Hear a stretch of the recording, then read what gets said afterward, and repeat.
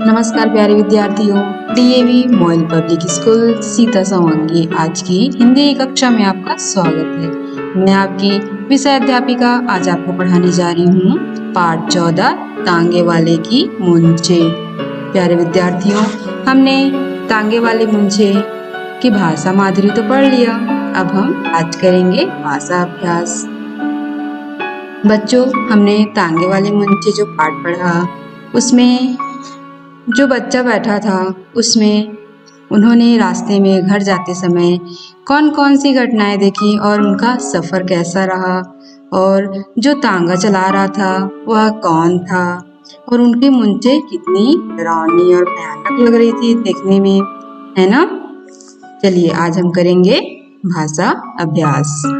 आप भी अपने भाषा पुस्तिका निकाल लीजिए, अभ्यास पुस्तिका निकाल लीजिए और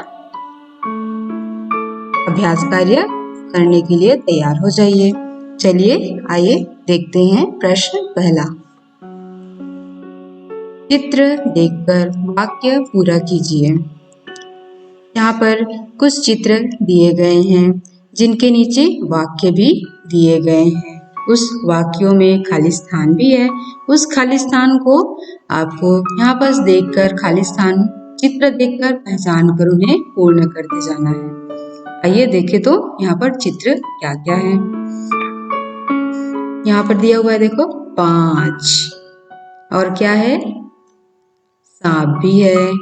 तो एक चित्र है उसे देखकर हमको पहचानना है, और जो खाली स्थान दिया है खाली स्थान को हमें वाक्य पूर्ण करना है। तो यहाँ पर देखिए तो क्या दिया है, मैं खाली स्थान बजे खेलने जाता हूँ। तो ये चित्र में क्या दिया हुआ है 5, तो क्या आ जाएगा ये, मैं 5 बजे खेलने जाता हूँ, है ना। चलिए दूसरा, चंदन को खाली स्थान ने काट लिया।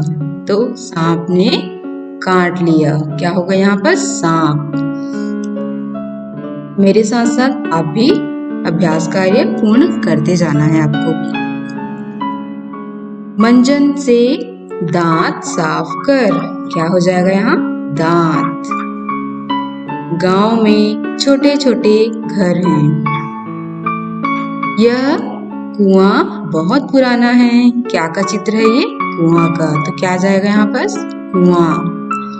मेरे खाली स्थान में चोट लगी हुई है, क्या आ जाएगा, किसमें चोट लगी है, उनके पैर में पट्टी लगी हुई है, देखो तो पाँव में।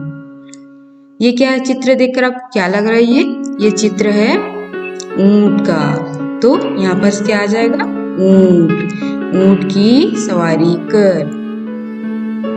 अंतिम चित्र क्या दिया हुआ है, चांद, क्या है ये, चांद।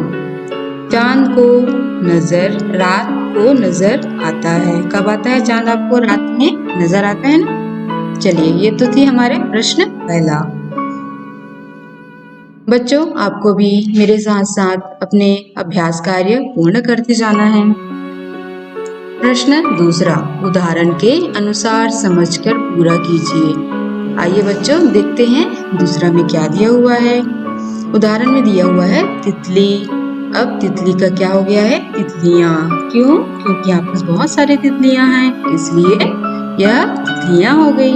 एक तितली होती तो यहाँ पर भी तितली भी होता। तो यहाँ पर जब बहुत सारे तितली है तो उसको बोलेंगे तितलियां। कैसे लिखेंगे इनको, तितलियां। इस प्रकार हम इसे लिख सकते हैं। चलिए यहाँ पर देखते हैं झाड़ी का झाड़ियां। यहाँ पर भी बहुत सारे हैं, तो क्या आ जाएगा, झाड़ियां। चिड़िया का चिड़िया। बांसुरी बांसुरिया। घंटी घंटियां। बूंद बूंदे। पंखुड़ी पंखुड़ियाँ। हथकड़ी हथकड़ियाँ। तो आप भी इस प्रकार उदाहरण के आधार पर हमको इसके उत्तर बनाने हैं। चलिए प्रश्न तीसरा, समझकर पूरा कीजिए। यहाँ पर नीचे देखिए, इसमें भी एक उदाहरण दिया हुआ है, हमें उसी उदाहरण के आधार पर हमें को बनाने हैं इनके उत्तर। तो झुकाएं का झुकाएं, क्या हो गया आएगा, झुकाएं।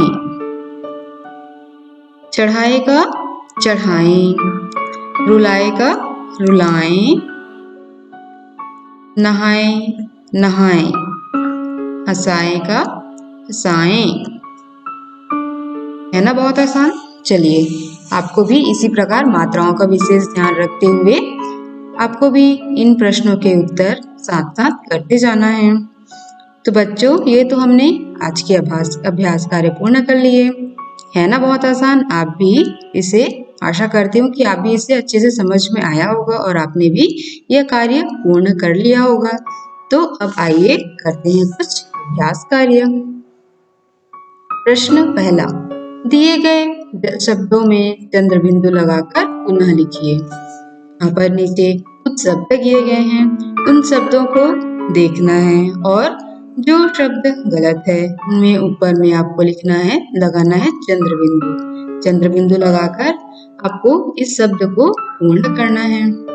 तो यहाँ पर दिया हुआ है आंगन, ऊंचा, सांवला, गांव, अंधेरा।